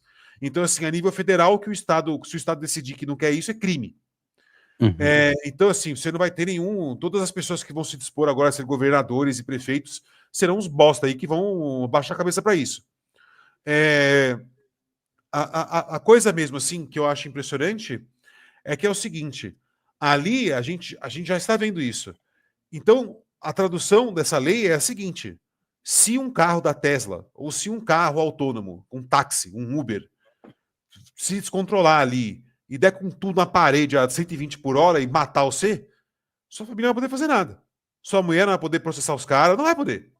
Então, assim, eles estão isentos dessa responsabilidade. Se um drone da polícia lá, um robô da polícia, mete um tiro em você, não precisa nem matar você, mas mete um tiro no seu joelho lá, invalida seu joelho para sempre. Você não consegue processar os caras, porque, nossa, acontece esses erros, né?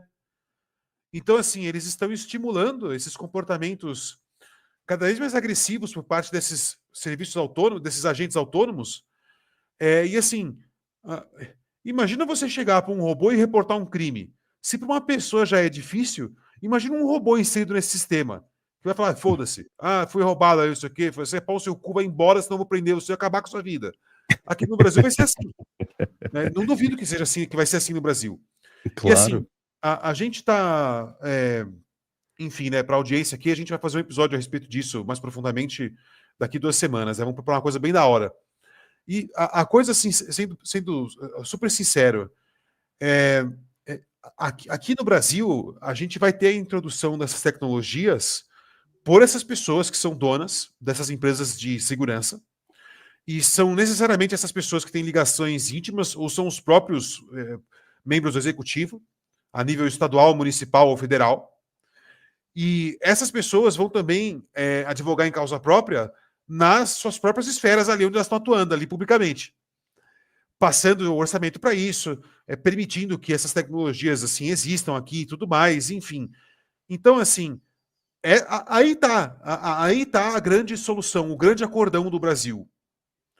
É uma coisa assim que a gente está passando por uma transmutação simbólica, espiritual, física, toda a realidade.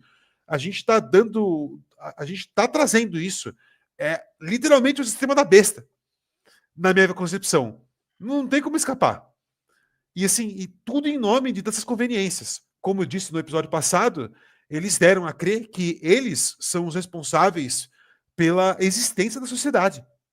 De que assim, não, a sociedade não é algo assim que acontece por meros interesses orgânicos. É algo que acontece porque tem alguém controlando por trás e permitindo e alocando recursos e atenção a setores essenciais e não sei o quê. Então, assim, a gente passou aquilo, né? Vou até fechar meu comentário, porque eu não tenho muito mais o que falar disso aqui. Mas, e também tenho até que pedir licença de vocês, que eu estou sem o carregador e daqui a pouco meu laptop vai embora. Eu tenho mais... Não, tenho 1 hora aqui ainda, então dá tempo de eu falar mais groselha. Mas, assim, o que eu acho é aquilo ali que eu acabei de dizer, né? A gente saiu dessas senhorinhas bonitinhas para o grande irmão mesmo, para o negócio assim, não tem face, não tem olhos, não tem ouvidos, não tem nada. Só que assim, é aquela coisa, ele manda em você, sabe exatamente o que você está fazendo, exatamente o que você está falando.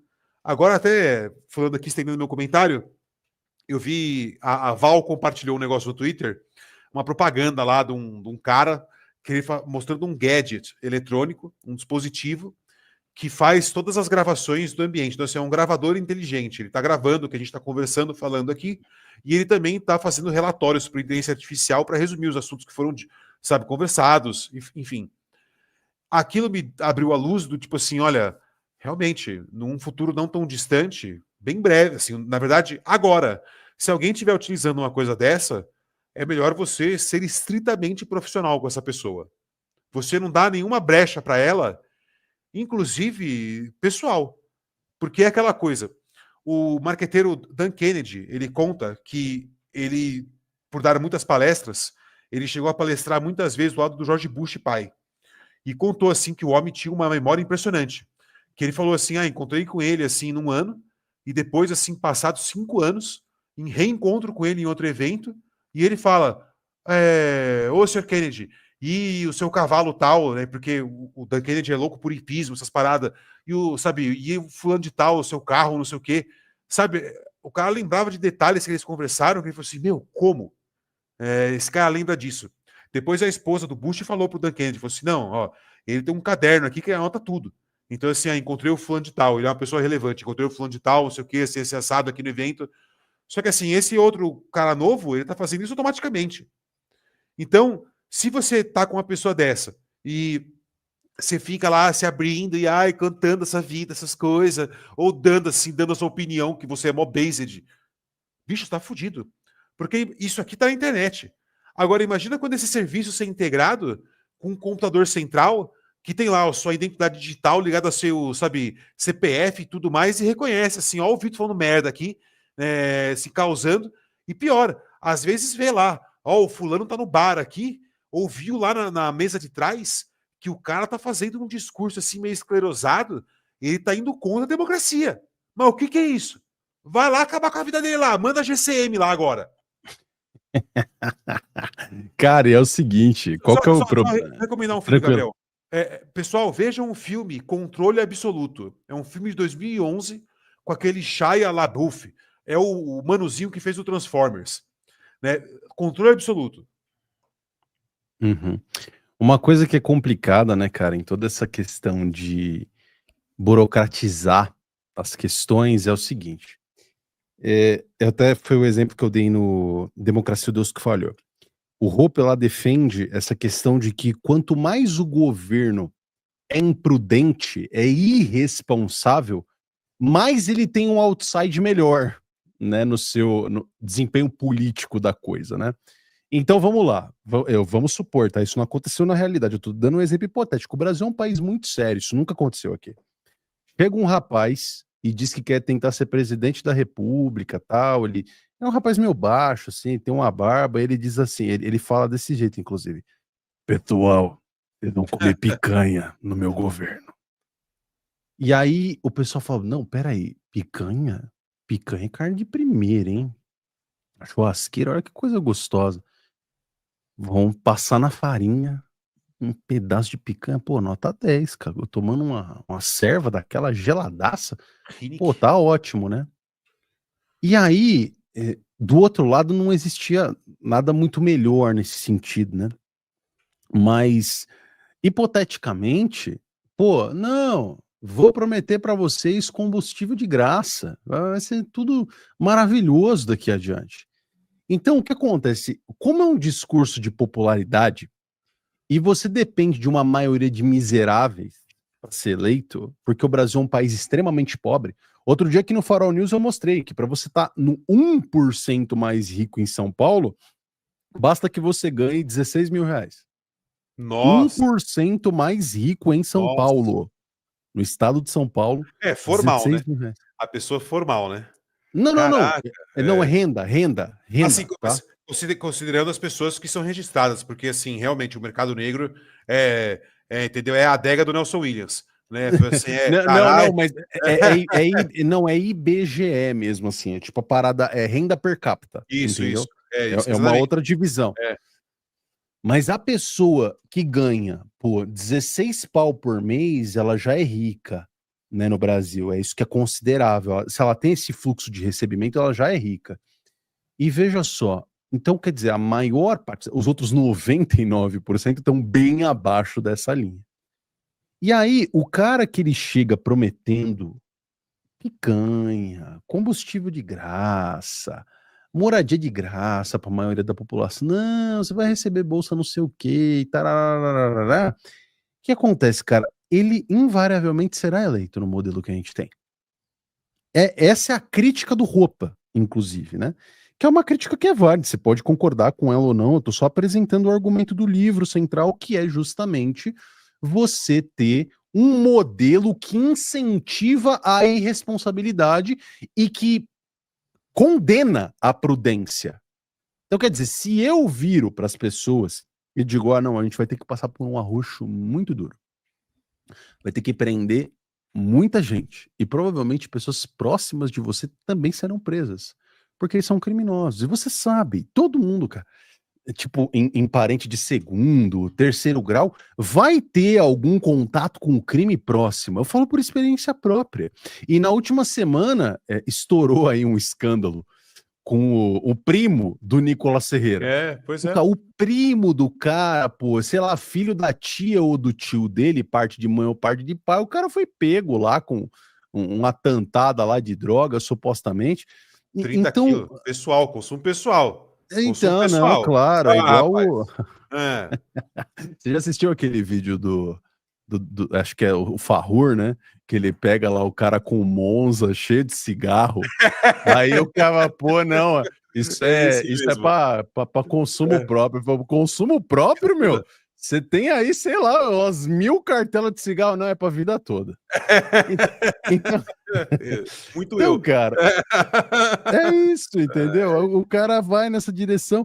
Então, em algum nível, quando você vira para as pessoas e diz a elas a verdade, pô, elas não querem a verdade. Elas querem viver no reino da mentira. Então, quando você quer viver no reino da mentira, você só vai se dar por satisfeito quando você ouvir papinho de mentiroso. É assim que funciona. Pô, eu quero viver no reino da mentira. Eu quero acreditar no que não existe. Eu quero ter, na verdade, um espelho na minha frente de uma realidade que é inconcebível. Pô, não dá para ganhar dinheiro sem trabalhar. Vamos pensar, vai no argumento básico, né? Numa questão como essa. Pô, como é que você come picanha? Cara, pô, beleza, você tem que ter uma pressão de produção, de gado, um número grande, você tem que ter renda o suficiente para você comprar uma pecinha de carne de 1,2 kg que custa 100 pau, meu. 150 reais. Num país que o salário mínimo é 1.500 conto. É 10% da sua renda familiar, cara. Uma picanha não é brincadeira, entendeu? Quando você começa a olhar a realidade, aí a pessoa pensa, não, mas com Lula vai ser diferente. Já foi antes, né? Minha vida já era uma maravilha. E o cara mora no mesmo lugar há 600 anos, é uma desgraça, mora em beira de favela ou dentro de uma, porque essa é a realidade do brasileiro, principalmente região metropolitana. Ou você mora na favela ou você mora na beira de uma. É assim que funciona. É. Tem essa questão da picanha, né? É tão impressionante essas ilusões que as pessoas, que os normes têm, né? Eu fico assim, embasbacado. E na minha própria família tem vários exemplos também de pessoas que acreditam nessa conversa de que, não, mas faz sentido, porque olha só, um próprio primo nosso aí fala, ganhei muito dinheiro quando o Lula era presidente. E ele falou, não, mas depois de um tempo eu percebi que, não sei o quê. É o que o Olavo fala, né? Você ganhou bastante dinheiro, só que você perdeu totalmente seu poder. Você perdeu tudo. E hoje em dia tá aí acuado. Essa é a questão. Então, assim, tá dando um escândalo, né, com esse advogado que eu citei. Estão falando do escândalo dele no fundo de pensão também, aí, um bagulho desse. E assim, para um homem que movimenta aquele dinheiro, quando eu vi aquele vídeo da adega dele, eu não tive nenhuma surpresa. Eu só falei assim, caramba, esse cara tem um bom gosto. Tá boa, né? E falei, pô, esse cara tem um bom gosto aí. Só se eu tivesse... Nossa, se eu tivesse uma adega daquela, Gabriel, e fizesse um farol, a gente faria o além lá dentro. Eu não estaria bêbado em todos os episódios. Se até eu sei, ia falar, não, dá uma tacinha aí que o negócio aqui, pô, você viu 60 pau, pelo menos molhar o bico, eu vou molhar aqui para ver o que é, né?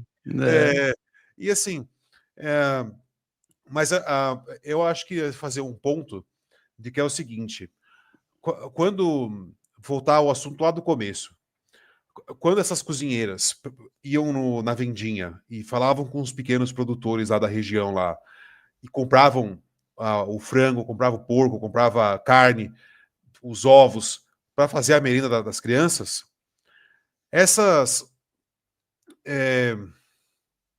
puta que pariu, eu ia fazer um negócio aqui, eu pensei tanto lá para frente que eu esqueci o gancho. Puta merda, peraí, eu vou lembrar, desculpa, perdão aí. Tá bom, Quem ouve o canal já sabe, né?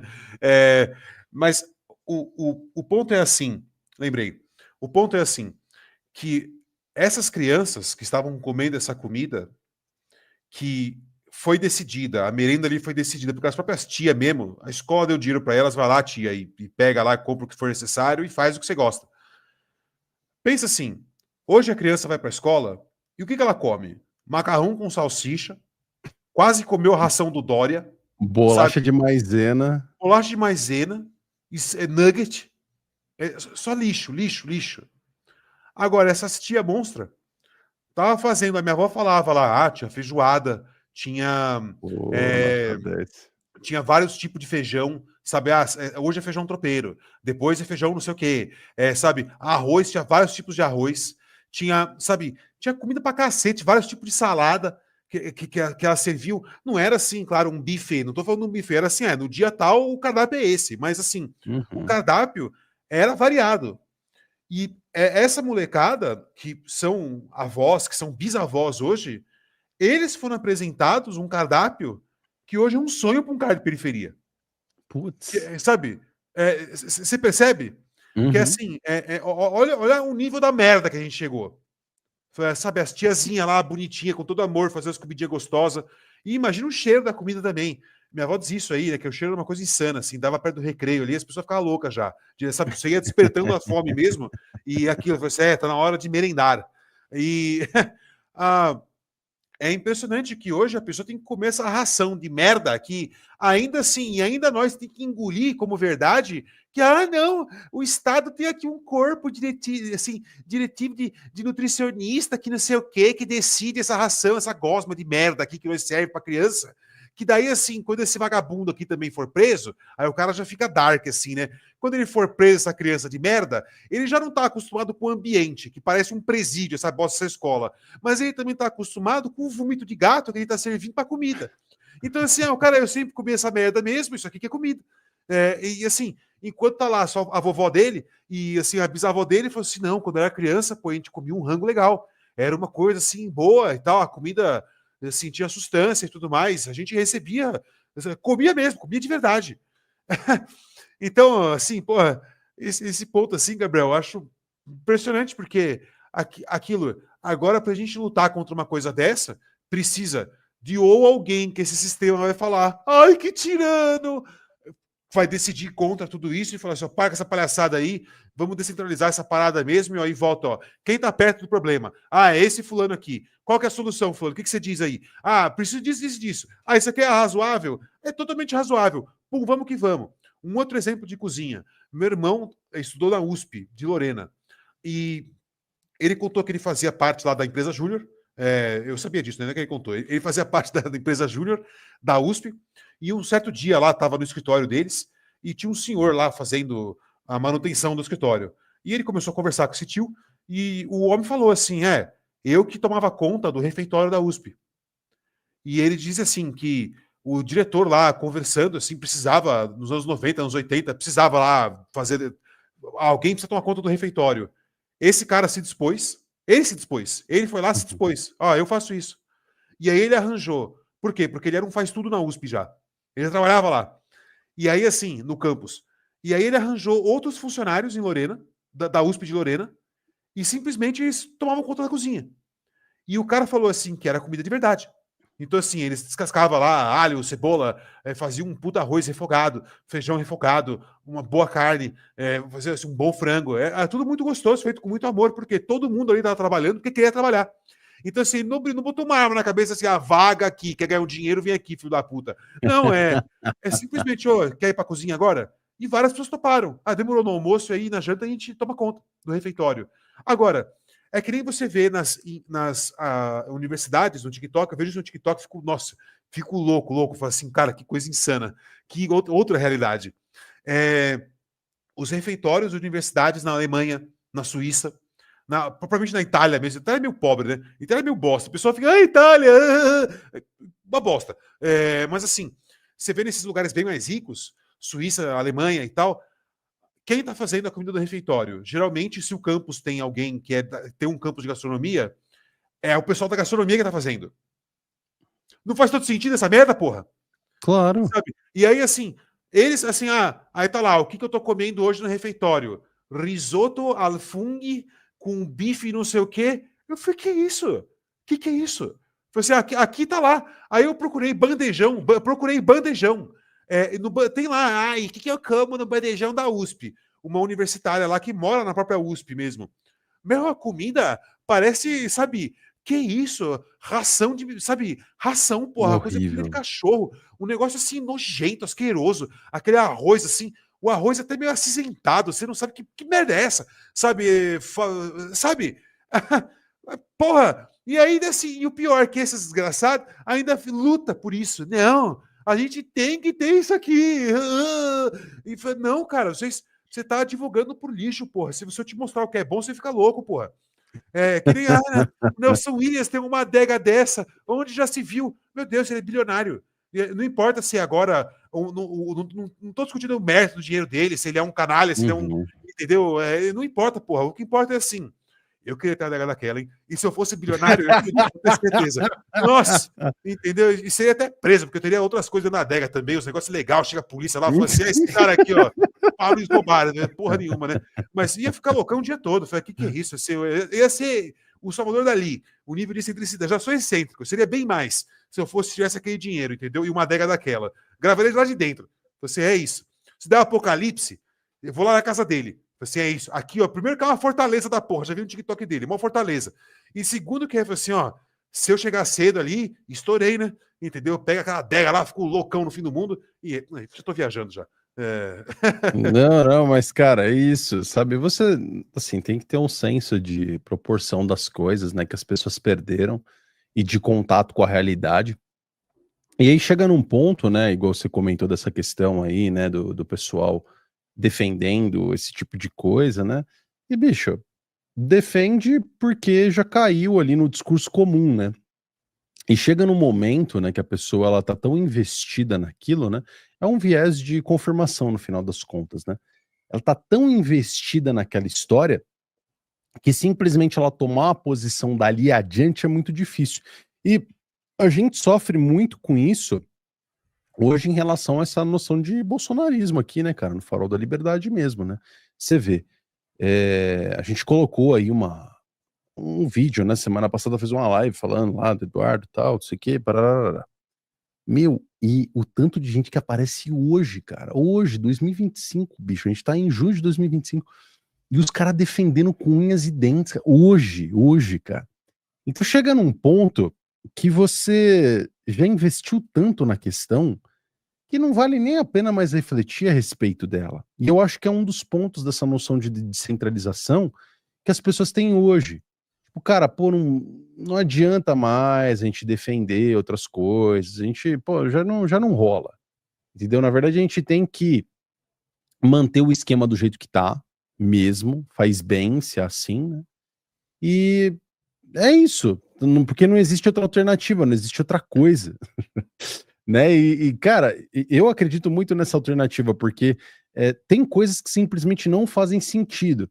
Mas quando você tira o viés da razão, você parte mais para essa perspectiva de emoção mesmo. As pessoas já investiram muito dos seus afetos em relação a tudo isso. Pô, acabou, cara. Acabou, você matou o X da questão, sabe? Pô, não, realmente, a pessoa, ela, assim, e não depende dela, digamos, ter uma outra visão madura na vida, né? Isso é o ponto daquele livro do Carlo Cipolla, né? As Leis Fundamentais da Estupidez Humana, né?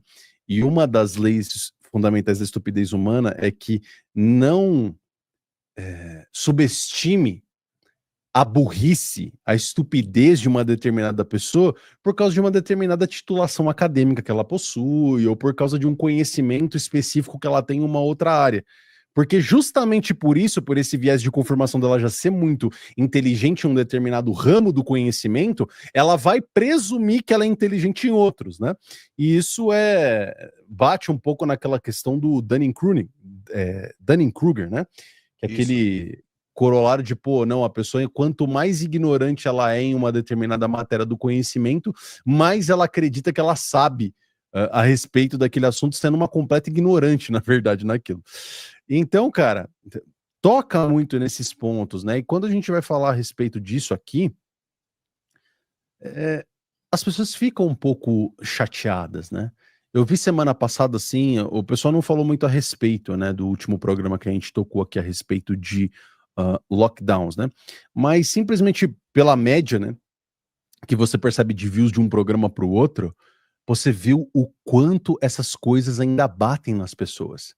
O quanto toda aquela narrativa, tudo aquilo que foi martelado na cabeça das pessoas 24 horas por dia gerou efeitos hoje. E simplesmente, sei lá, você falar a respeito dessas coisas, já as pessoas, elas, pô, cara, não é bem assim e tal. Foi tanta propaganda, foi tanta insistência nesse sentido que acabou, cara. As pessoas, elas colaram aquilo na mente delas e simplesmente não vale mais a pena nem a gente investigar a respeito desse assunto. Aceitaram, é aquilo do cachorro traumatizado, que quando você, mesmo tentando chegar de boinha perto dele, ele fica lá gritando, gemendo. Ele nem, sabe, e às vezes assim, você só se posiciona perto dele, ou seja, você se apresenta, e o cachorro já tá ali insano. Eu vi um vídeo ontem muito trágico de uma mulher fazendo fazendo aqueles, como é que chama? Quando você senta na cadeirinha e vai no paraquedas. Tem um nome isso aí. Paraglider. É o paraglider lá. E a mulher foi nesses Eu vi, lugares ela aí. desamarrou, né? Ela desamarrou e tal. Então, dizendo que ela teve uma síndrome do pânico ali, que ela teve um ataque muito forte, porque ela falava, sabe, que queria descer, queria descer. Enfim, se solta toda ali e cai de uma altura absurda, né, no mar. Quando você observa um cachorro traumatizado, é a mesma coisa. Quando você observa as pessoas evitando esse assunto, é basicamente um bom paralelo, né? Uma boa analogia, porque é a mesma situação. A pessoa é a mesma situação. A pessoa lá não. Só de você apresentar o assunto já começa a latir lá. Aí você fala, porra, aí não dá mesmo, né? Quantas, por exemplo, quantas vítimas a gente não conhece, né? Desses tratamentos aí que estão surgindo e que o mero fato de você só cogitar, ó, será que talvez não seja isso? Ah, já é algo assim inaceitável. E, assim, querendo ou não, isso é só a amplificação de um sintoma maior, porque muitas vezes a gente tem isso na própria vida, né? De que, não, por exemplo, você, sei lá, o seu pai é viciado em jogo, e aí, tipo, tigrinho da vida. E aí você ficar negando, assim, que algumas dificuldades passaram a surgir depois do vício, na vida, no ambiente familiar, é uma besteira, sabe? De você achar, se você atrelar a outra coisa, não, tá meio estressado e aí não sei o que, e também a economia e o Lula. Não, não, olha, a grande parte da desgraça é essa coisa aqui direta mesmo, né? Então, assim, nem isso a pessoa consegue mais. Volta aquilo que eu falei no começo do episódio. O trauma. É o trauma. Eu acho, assim, que o trauma muda a gente espiritualmente. Não é nenhuma parada só, assim, de comportamento e tal. Não, é uma parada espiritual mesmo. Você fica castrado. Totalmente castrado. É aquela coisa, como se fosse aquela charge, assim, né? Já, muito tempo atrás eu vi uma charge que terminava com a criança, aquela criança chata do caramba, que ela tá chorando do lado, assim, de um negócio, que ela mesmo, se fizer assim, puk, resolve. Só que tá lá, tem um problema e ela é a mais próxima do problema e não consegue. O que só consegue fazer é chamar atenção. É a sociedade de hoje, né? Não é não? É o Kiko, pô. Você não lembra do Kiko se afogando no tanque da vila? Era só ele deitado, mamãe, mamãe, pô, senta. Não precisa nem levantar, é só você sentar, cara.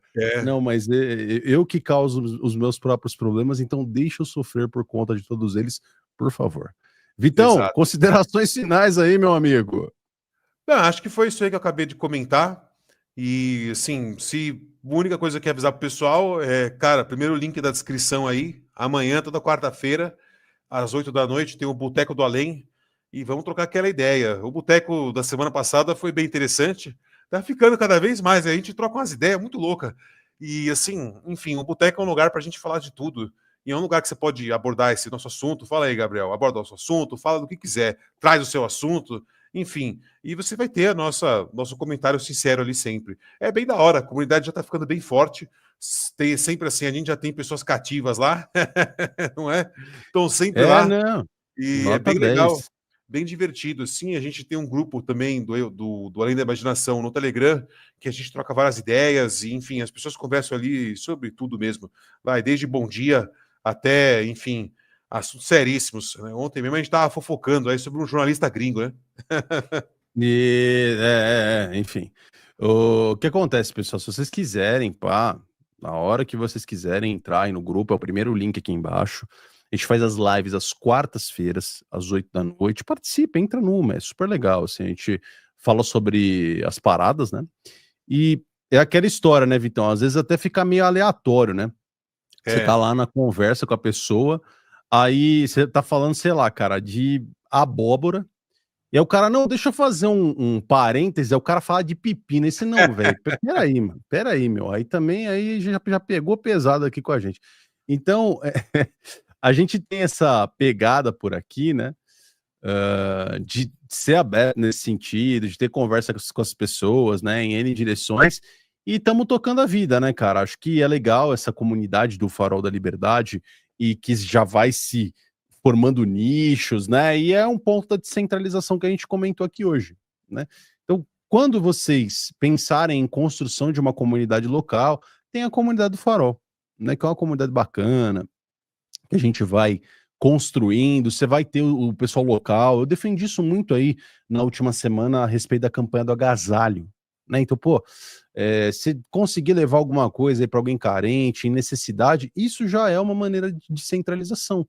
Por quê? Porque você não espera que, sei lá, a Agasalho Brás vá lá e compre em algum produtor de roupas ou que simplesmente vá lá na sua casa e te force com uma arma. Não, dá as blusas aí que você não tá usando agora. Não, né, cara? Pô, não precisa chegar a tanto, não chegará muito provavelmente, porque o governo não se importa com pobres, ele apenas os utiliza como massa de manobra para votos. E você que quer fazer parte dessa comunidade, entrar aí, meu, seja muito bem-vindo. Acho que a gente está construindo algo muito bacana no Farol, para além de noções civilizatórias, políticas, que é o nosso projeto principal, existe esses efeitos positivos da comunidade. Então você cria uma networking, conhece gente, pô. Tem gente de todo lugar, meu, tem gente do Japão lá, tem gente que mora nos Estados Unidos, meu, nego de todo lugar do mundo, e às vezes você tá lá, pô, numa conversa com uma pessoa que você nem sabia que de repente tá fazendo algo que você gostaria de fazer, ou que você tem curiosidade. Então, esse é o espaço que a gente gosta de deixar aberto para as pessoas, para que elas interajam entre elas e que, enfim, enriqueçam aí a comunidade como um todo na descentralização, meu amigo Vitão. Pois é, cara. Né? Quem tá próximo do problema, que resolva. E não ficar, ai, nossa, assim, os sonhos impossíveis do Brasil. E sair de perto dessas pessoas, né? Porque eu lembro, assim, lá em agosto do ano passado, quando conheci vocês pessoalmente, fui no estúdio, não lembro quem estava com nós lá, não lembro o nome do rapaz, mas ele disse assim, não, mas como? Como? Tava meio fazendo um comentário nesse sentido, mas como, Abrão, como? E o Abrão e o Arthur só entendeu? É que nem assim, se você vê isso aqui, se você vir isso num bar um dia, teve uma discussão e o cara tá segura, assim, ó, né? O outro. Segura. Ó, segura. Mano, vai embora. Vai embora, vai ter tiro naquele lugar, entendeu? Então, assim, quando eu vi aquilo ali, falei, sim. Eu falei assim, é exatamente isso. Porque, enfim, o negócio é ter um pouquinho de boa vontade. E olha só, meu comentário final, vou fazer meu comentário final a respeito bem desse assunto mesmo. O ministro Weintraub, é público isso, esse comentário que eu estou fazendo, então não estou contando nada de absurdo. O Weintraub é cidadão europeu.